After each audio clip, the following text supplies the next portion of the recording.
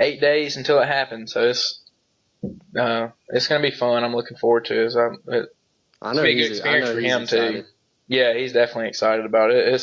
It'll be a good fight, I think. They have to wear the headgear and all that stuff. Yeah, Just because of legal stuff. But right. You're gonna have to so Snapchat it to me. Snapchat me the whole fight, yeah, I like will. you like you do the whenever UFC comes on pay-per-view. Just Snapchat the whole fight. Put it on your story. But I mean, like I said earlier, not a whole lot going on this week. We got college baseball. Well, Division I baseball starts up this coming weekend, this Friday. Yeah, Who's Auburn? do you plan on heading over to the Joe on Friday? Yeah, I'll be there. I will be there Friday, Saturday, and Sunday for that. I think they play Presbyterian. Yeah, Who does Auburn start out with? I don't even know. I haven't I hadn't seen it looked at either. them. I know Auburn's expecting to have a decent little team this year. They got a good coach. Yeah, Butch Thompson's a he's good coach. yeah. I know that the Auburn faithful really enjoyed him. Like whenever he got hired, I know that they were very excited. He's pretty much been successful everywhere he's been, and I thought he did a pretty good job since he's been there. Yeah, Um, yeah. really, What was surprising with Auburn last year is he came in and he's a pitching coach and did a good job. And Auburn couldn't pitch last year, but they could hit. yeah, They could score. They're kind of like their basketball team. They could score, but they couldn't play any defense. They didn't. They made errors. They didn't pitch well, and so if Auburn can get the pitching part down, I think they got some bats. Even though they lost some guys like Anthony Greer, and who was a I think second round draft pick, but they've still got some guys that can swing it a little bit, and if they can get the pitching down, Auburn's got a chance to have a good baseball team this year. yeah, yeah. And That would Alabama's going to be in year one of Greg Goff. Um, he did a really good job at Louisiana Tech, so it'll be interesting to see how he comes in and how different Alabama looks. The big thing with Alabama is they could pitch, they couldn't score runs, yeah, and so it'll be interesting to see if their offense kind of picks it up this year. And if they do, Bama's got a chance to be pretty good.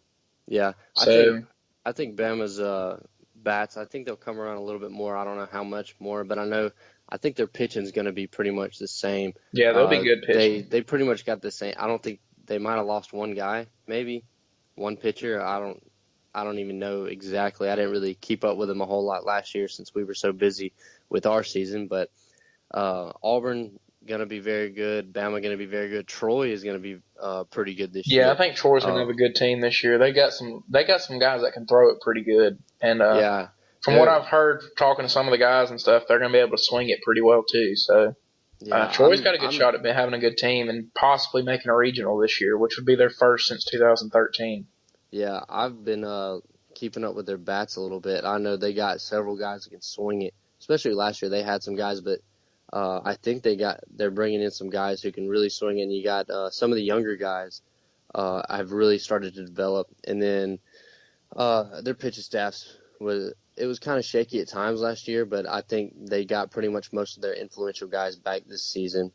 Um, have you kept up with any softball? I didn't Yeah, see anything. I saw Auburn beat Oklahoma last week, which was a big win for them to start the season. And then Bama went and swept at Coastal Carolina, and actually Alexis Osorio threw a perfect game on Saturday yes, I did see against that. Coastal Carolina, and they beat them 6-0. And Bama's actually in the middle of playing South Alabama right now, their first home game. So we're early in the year when it comes to softball. I'm ready for it to kind of heat up. I enjoy watching softball. It's one of my favorite things to watch, and I enjoy watching college baseball. I'm ready for conference play to start, which will be mid March. Pretty much right when the NCAA tournament gets going is when uh, college baseball and college softball gets going. So, Yeah, and then you got pitchers and catchers just reported yesterday for spring training for major leagues, and that's gonna come quick. We're literally 2 weeks away from spring training ball starting. I think the yeah, first games are like March 1st. So yeah. we're Pitchers. 2 weeks from the day. We're gonna have some spring training baseball games going on, and I'm looking forward to that. I like spring training. It's nothing like the season, of course, but It's fun to watch spring training. You get to see some guys that you don't get to see during the year that'll be playing AAA ball and AA ball. They get to come up and play with those guys for a while. And, we got to see Dansby Swanson last year for a little bit, during spring training before he was sent down to AA and then ended up making it up to the majors last year. And, that's going to be interesting to watch with the Braves. I think the Braves are going to be better this year in baseball. I think that they went and got they got R.A. Dickey and Bartolo Colon, who are two guys who are older, but I think that's part of what they need. We talked about it last year during the season. The Braves pitching staff was just young. The oldest guy they had that started a game for them was 26. And so when you got that, that's really, really young. It's a young pitching staff when you're in the MLB. And so they're going to have some veteran guys that'll make a difference. I'm not sure that Bartolo and R.A. Dickey will be around the whole season in the starting rotation. I think it's going to depend on how their season goes. But early in the year and here during spring training, it's going to be good to have that veteran leadership around for them. And if the Braves can pitch a little, if they can get some good pitching, I think that they've now gotten some bats in their line, especially with the trade with Brandon Phillips. Me and you hadn't even talked about that. I think that was a good get for the Braves to get Brandon Phillips. I understand he's getting older and not really in his prime anymore, but he's still a good hitter. And, consistent year in, year out. And maybe a change of scenery for him might be a good thing as well. Yeah, I'll tell you what. Brandon Phillips, pretty decent bat, but I like his glove. I really like his glove. And I think, very good defender. I think having Brandon Phillips at second and Dansby Swanson at short, I think that's going to be pretty good middle infielders for the Braves this year. I think that's really going to help them out. The Braves are making moves. They obviously, they're tired of being, having the Atlanta curse on them, quote unquote. The Falcons kind of tried to do away with it, but the Braves, they haven't won a World Series since 95, 96, 95? 96. 96. Yeah, 95. Yeah, and they went on that, what was it? They won the division like 13 They won the straight division years. 14 times in a row. Yeah. And only got one World Series. Yeah, so they definitely got a chip on their shoulder, trying to get back to where they were, which I think they can. Their division's not the strongest division. No, it's not loaded at all.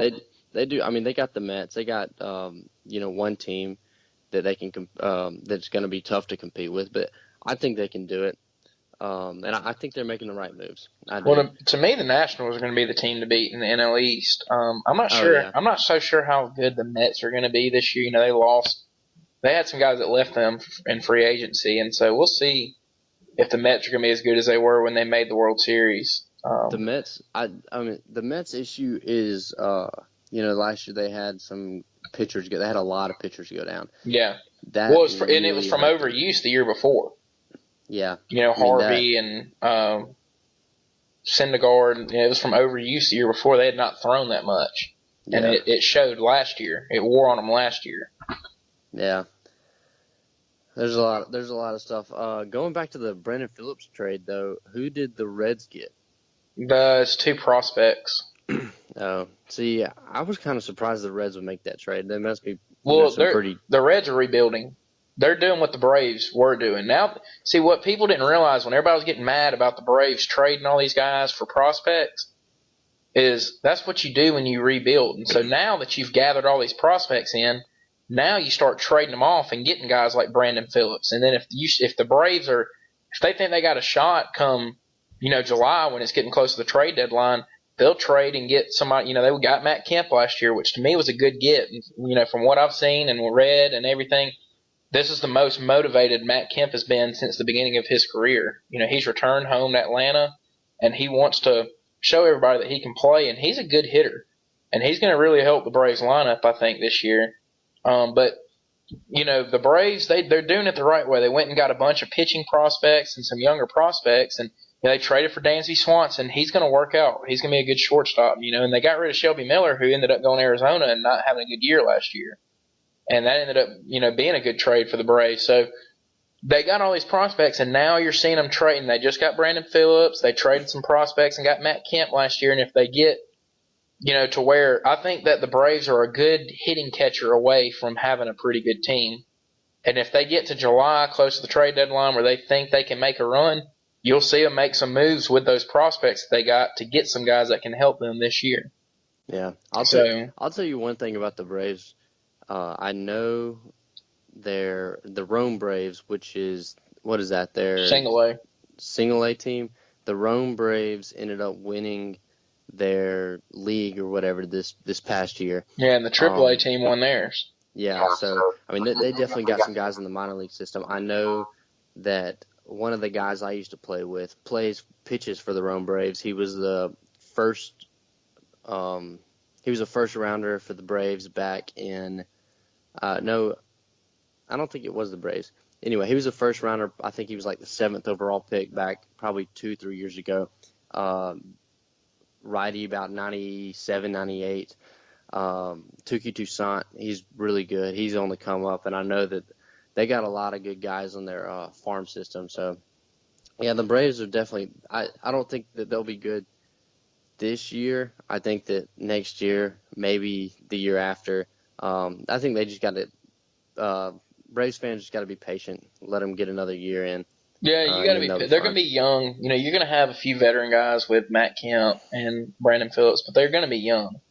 You know, when you think to last year's team, the most veteran guy they had was Freddie Freeman, and he's 26 years old. You know, like fielders wise, I mean that was their most veteran guy was Freddie Freeman, and he's 26. So their Braves were really young last year, and you saw at the end of the year they got better. Now, they started playing really good at the end of the year. I kind of disagree with you. I think the Braves are going to be good this year. I think they're going to have a chance to make a run at the wild card and possibly get in the playoffs if everything goes right for them. You know, and of course they're going to hit some skids. They're going to have some losing streaks, but they're going to have some winning streaks too. And they're going to have more experience this year. They need Ender Inciarte to stay healthy in center field. You know, he didn't last year, which did hurt them in the lineup. But when he did come back, he ended up playing really, really well. And, you know, earned the contract he just signed with the Braves. And so the Braves got some players. They've got some pitching. It'll be interesting to see what happens. I think that the Braves end up with a winning record this year. That's just my opinion, which would be a huge step. Even if they don't make the playoffs, it's a huge step from where they were last year. Yeah, where people were really questioning if they were even going to get to 70 wins. Yeah, that is a pretty big step. I don't know how they're going to – obviously, you know, I think that they're not going to be as good as, you know, everybody thinks they're going to be. But I might change my opinion whenever spring training actually comes around, which, like you said, about less than, 2 weeks, 2-3 weeks away? Yeah, we're about 2 weeks away from it. So. Yeah, and about that time is going to be March Madness, probably one of my favorite times of the year. That's definitely one of my favorite times of the year. Aside from the fall, I like the fall whenever you got the World Series going on, you got a college football and NFL going on. October is the best month. October is the best month of sports, in my opinion, because you got football, you got the end of baseball, NHL starting, NBA starting. I mean, all four of the main sports are going on at that time.